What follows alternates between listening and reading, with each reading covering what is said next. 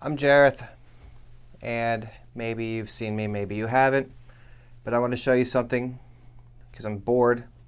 It is currently 12:20 in the morning, and I can't sleep.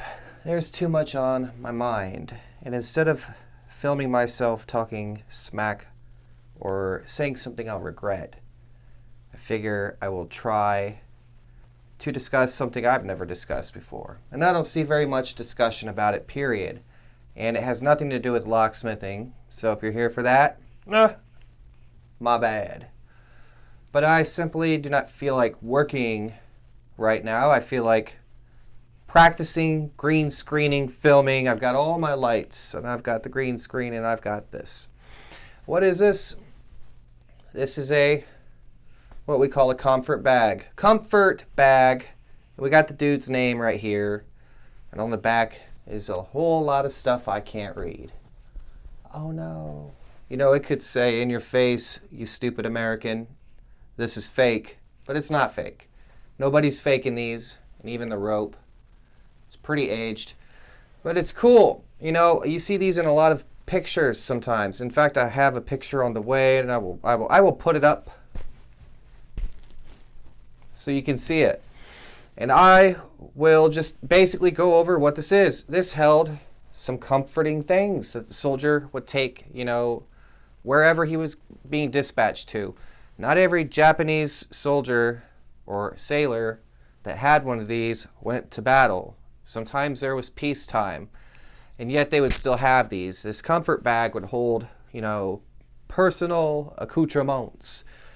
And I'm just gonna kind of, what do we got in here? We're gonna dig in it. We're gonna find, hold on, don't look, that's cheating. That's cheating. Ha! We pull out a Senninbari. Senninbari is a 1,000-stitch belt. And these belts were used primarily as a superstitious token of good luck. Each knot was supposed to have been stitched by a woman, friend, family, you know, acquaintance, just somebody. And from what I understand is, like, you know, the Japanese are, you know, they believe in Shinto and Buddhist traditions. And so from what I understand is, like, each knotted piece of thread is somewhat a connection that will bring the soldier good luck. It's energy kind of trapped within a cloth. The act of stitching a knot, taking the time, and putting this on cloth for someone else kind of encapsulated some energy that would carry over into good fortune in battle. And so you see these things, they vary a lot. And I see a lot of people who go after a tiger, you know, Senninbari, and are like, oh, it's so rare. Well, you got to understand that a lot of these were mass produced. A lot of these came from a store and were taken home. You know, they had a template on it like a tiger, and it showed you exactly where to put the knot. Now, some of the more fancier versions are screen printed, you know, and then you get the calligraphy art that I think, who is that guy? Matt Wilson? You outbid me on one. And it was beautiful. And it's the best example I've ever seen. Belongs in a museum. And see this one right here, actually. Okay, so on this side, we have this. On the other side, we have that. See those stitching right there? I love how they did that. They would stitch names and stuff. So we're going to throw this over the shoulder real quick. I believe I have, is it in here? Did I not put it in here? Huh, well, the translation's somewhere. Maybe it's in here, maybe it's not. Anyway, we're going to set that one down. Toya Mamoto, I think is what that person's name was. I'm trying to recall from the top of my head. Anyway, we pull out another. Looks kind of similar. But you see they had some planning ahead. The red circles are, you know, how they counted. And they would Say, okay, that's where we're going to put the knot. And let's see, we got 2, 4, oh shit, getting lost already. 2, 4, 6, 8, 10, 12, 14, 15 per column, it seems. And as you see, this one's unused as well. Like this one never got used. It's not dirty, it's not salty, it's not anything. It's not tore up, no holes, no gunshot wounds, no blood, nothing. So this one right here actually has a seal stamp on it. So it's pretty cool. I always like the little man doing, you know, a jumping jack, or he saw a snake and was like, ah, you know. I like that. That looks like the kanji for jinja, I think is how you say it. I think Dan likes to point those ones out. So it's cool. And as you see, there's a whole bunch of knots. There should be 1,000 on this guy. And they're all dyed red. And people are always like, oh, do they have to be red? No, because I've seen green and I've seen yellow. It just kind of depends. And you can see on the back how a lot of the knots are interconnected. So, you know, I'm not going to go into too much detail on this because I'm just kind of training myself to learn green screen better. And I also just kind of want to inform some people on some stuff. So again, a lot of these are basic and they're basically from a template. A lot of them, you know, and you see a lot of them look alike. Let's see what we pull out now.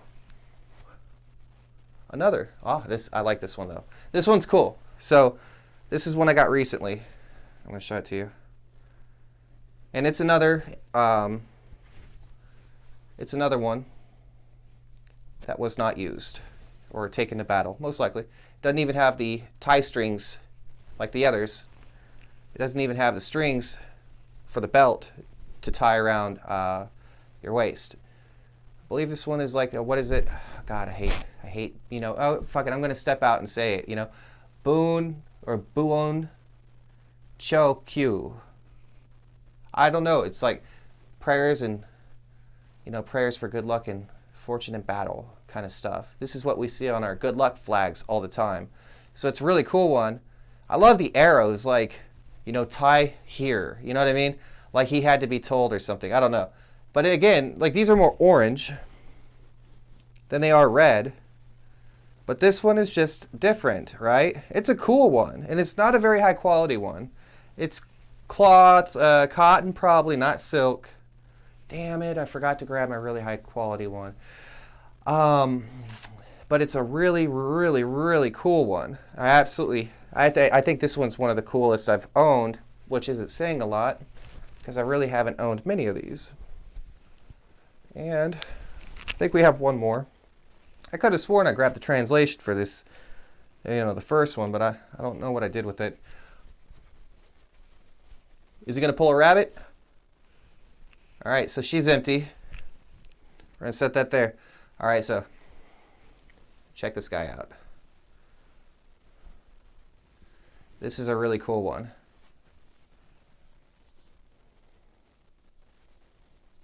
I think this is like sincere devotion or loyalty is what the kanji says. I can't recall. Again, it's real. It's like midnight, and I was just like, yeah, well, I feel like doing something. So if you look at it, the knots are all there. And look at it hard, okay? This is screen printed, all right? Screen printed. And thus, you see the template for the knots where they filled them in. Like, that's where they put them. And I committed to counting these, you know, a long time ago, and I gave up. There are a lot.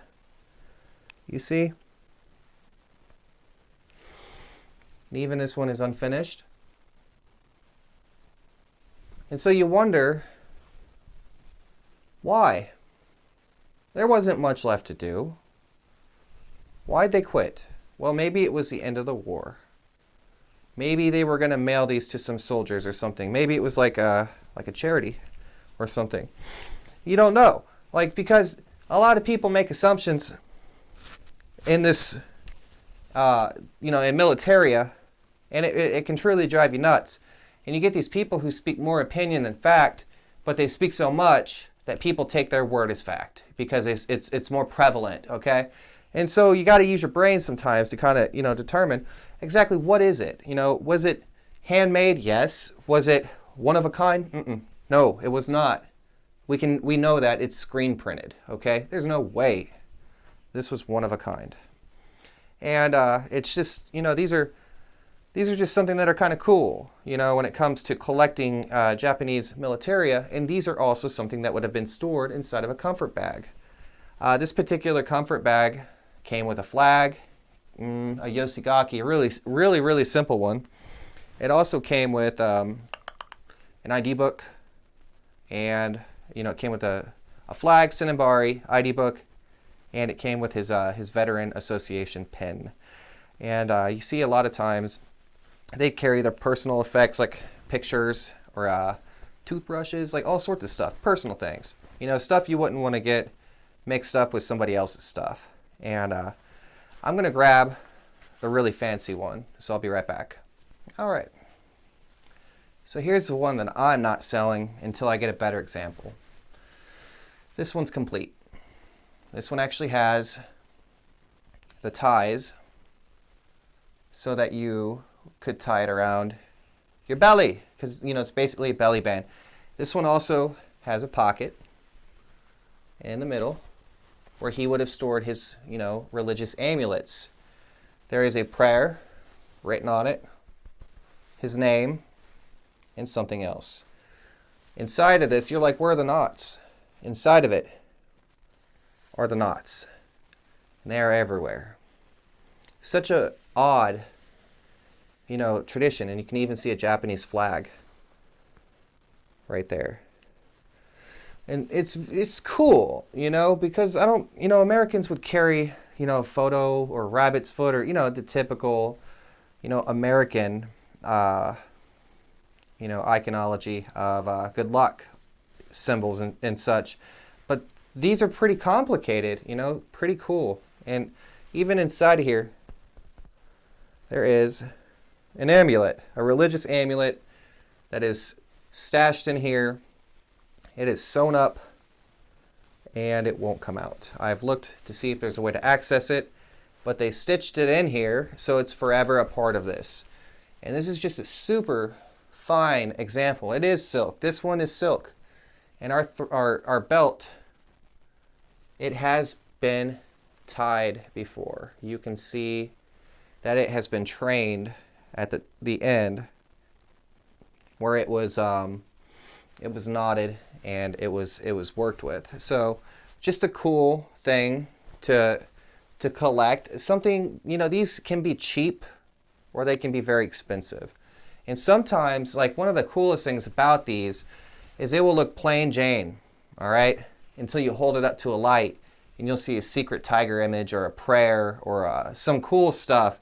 And, it's just very, the Japanese are very intricate with their things, it seems. And so they make every item just about extremely personal, in regards to like yoshigaki and senninbaris and stuff like that. But they also, mass produce some of them. So it just kind of, it's just something cool. Just kind of leads you down a road of who was it for, why was it made, when was it made, what was its purpose, and etc. Because this kind of stuff isn't really, it's not really discussed that much. And for what it's worth, I just wanted to talk about it. And, just whenever you're out and you're hunting and you're buying and you're spending your money, don't get screwed, don't get scammed. Just take a minute and, assess exactly, like, what is it that I am looking at? Anywho, Jareth with Senninbaris today. Talk soon.